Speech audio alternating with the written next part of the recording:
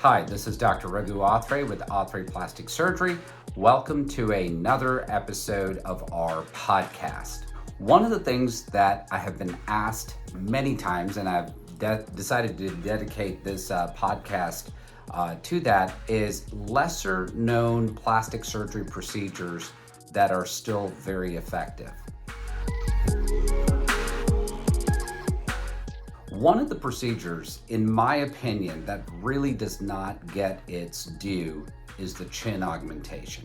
So as we take a look and see patients more and more, one of the things that I notice is that there's a high incidence of deficiency of this area right in here. So how we assess deficiency in this area is I take a look at a patient in their profile and perfectly perpendicular to the camera with their head not tilted up or down. And what I'm really looking for is a vertical line drawn from the root of the nose down or from the bottom of the lip down, and seeing where the chin is in relation to those two vertical lines. And that allows me to see whether or not that the chin is deficient.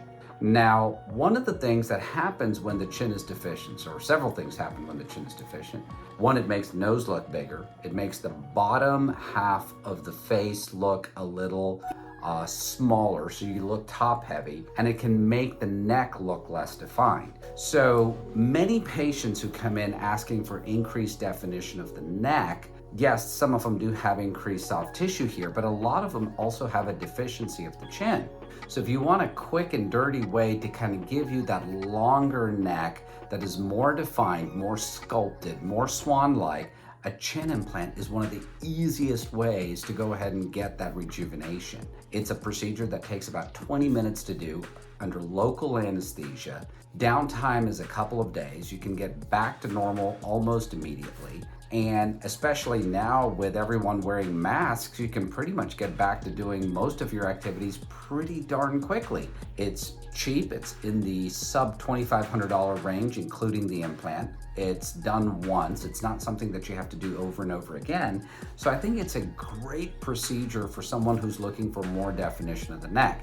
Now, is it for everybody? No, because there are people who need additional procedures to really get definition of the neck and don't need an additional volume in the chin. But if you fall into the category where you have a slightly deficient chin, I think it's a great option to get high amount of return on low amount of investment. The second major procedure that I see that kind of gives you return on investment higher than anything else is filler in this region right here. You've probably seen a lot of people that have the filled in cheeks and kind of look very cat-like, and that is exactly not what I'm talking about. So filler in this lateral portion of the cheek is pretty easy to do. What I'm talking about is in this area right here. So as we age, a couple of things happen. This soft tissue pad tends to kind of drop down a little bit, and we lose a little bit of bony volume in this area.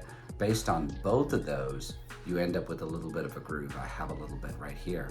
And one very easy thing to do is put a little bit of filler in that region in order to re-volumize that area. It tends to make people look more younger, more youthful, give them more volume, give them a nice accent to their cheek. Takes about 25 minutes to do. The filler of choice that I really like to use is Restylane.